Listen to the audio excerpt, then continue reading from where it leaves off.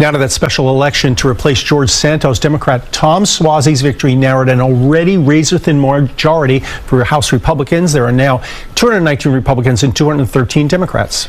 Suozzi's victory to represent the 3rd Congressional District could become a blueprint for Democrats in November. CBS 2 political reporter Marcia Kramer is here to explain. Marcia? Well, Dana and Dick, Tom Suozzi's election is reverberating around the country as House Democrats craft a strategy to try and regain control of Congress.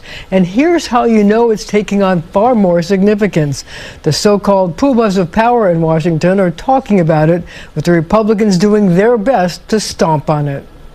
The result last night is not something, in my view, that Democrats should celebrate too much. House Speaker Mike Johnson trying to stick his thumb on the scale of Democratic delight that they were able to flip the seat once held by Republican George Santos. He didn't succeed. It's a great day for the country, for the people of New York's 3rd Congressional District. One less vote for MAGA extreme Republicans. The Suozzi campaign is indicative of the fact that Democrats are in good shape and are going to do quite well in 2024. Democrats are over the moon that Tom Suozzi won his old seat back in a district that George Santos won in 2022 by 8 points. They see it as a bellwether election with a playbook they hope to adopt to flip enough seats to take back control of the House, including seats on Long Island and the Hudson Valley they lost as a red wave swept the state. He did something that's actually very important in campaigns such as this. With I think, pressure to nationalize the race, he focused hyper-locally. But that's not the only takeaway from the high-profile race with Republican Mazi Pilip. Suozzi ran as an unabashed moderate in a party that has increasingly moved to the left.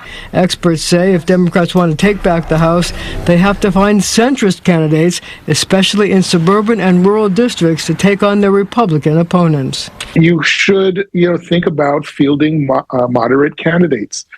Progressives in the party are probably not going to like that. But if you want Democrats to win, they've got to represent in the districts that they come from. It was arguably a bellwether, for Democrats all around the country, particularly in the swing suburban areas that tend to decide national elections. And the lessons here were basically, if you want to win in moderate areas, you run moderate candidates. But after his big win yesterday, Tom Suozzi has to do it again in the fall, and he may not have the same district lines.